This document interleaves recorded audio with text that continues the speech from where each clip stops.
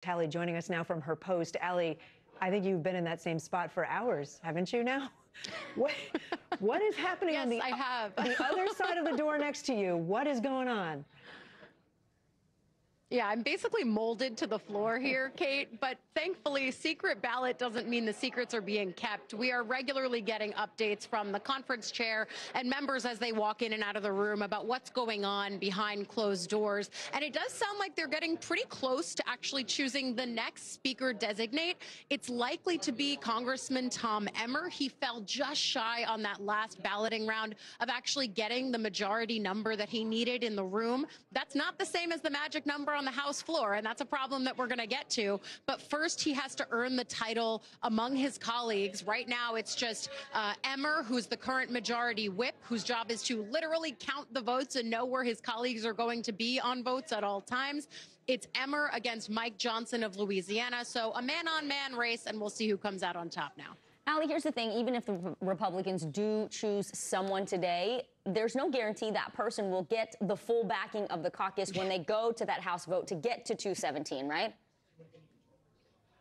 Yeah, that's exactly right. Because we've been here before, Vicki. You're right to point it out. We saw Steve Scalise earn this title. We saw Jim Jordan earn this title. Scalise pulled himself out of contention even before he went to the floor because he knew he lacked the votes. And certainly Jim Jordan tried a few times. And once he fell short, the conference said, OK, I think we've had enough. Let's go back to the drawing board, which lands us once again here outside of this room where they have huddled before. What's going to be helpful, though, are two things. The first is that there is a pledge that's been going around that's urging members to vote for whoever the speaker designate is behind closed doors to take that support to the floor. They're trying to lock people in, stop people from changing their minds in real time, and making it just a messier and more chaotic situation once they're on the public view of the House floor. The second piece of this, though, too, is that after they choose a speaker designate, they're going to do a vote in the room that says Ali has been standing by, talking to everybody with all these secret ballots going on behind closed doors. First, just Ali, tell us, who is Emmer? How did he become the nominee? Look, this is the person who went in as the front runner today and now has achieved that role of speaker designate. Tom Emmer is the whip right now for this majority. It's his job to literally count the votes and get to know where members are on key positions. But he's also someone who knows this conference well because he was at one time the head of the NRCC, or the House Republican campaign arm. Effectively, he was charged with winning as many Republican seats as possible and retaining as many Republican seats as possible. So this is a man who not only knows the mechanics of the House floor, but also knows the mechanics of the larger political landscape and the congressional maps within it.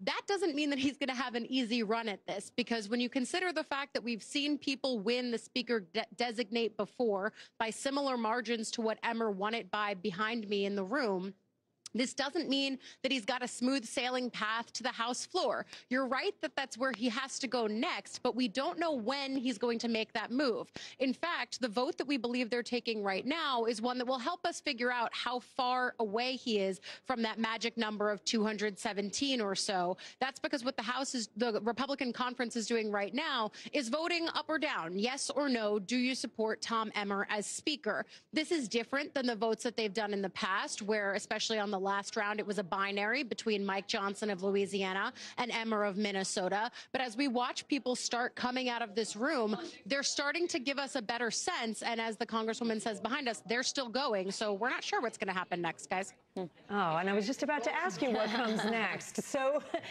okay, hypothetically, could we see a new speaker elected by the end of today?